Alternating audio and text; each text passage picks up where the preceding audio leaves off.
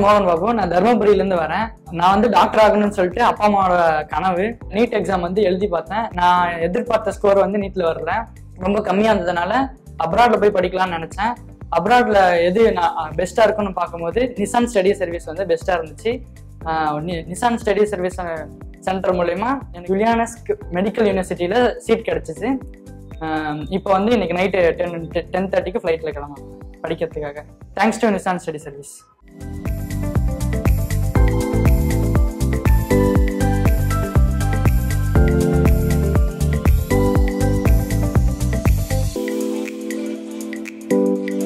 என் பேர் மோகன் பாபு. இப்போ வந்து சென்னை இன்டர்நேஷனல் ஏர்போர்ட்ல இருக்கோம்.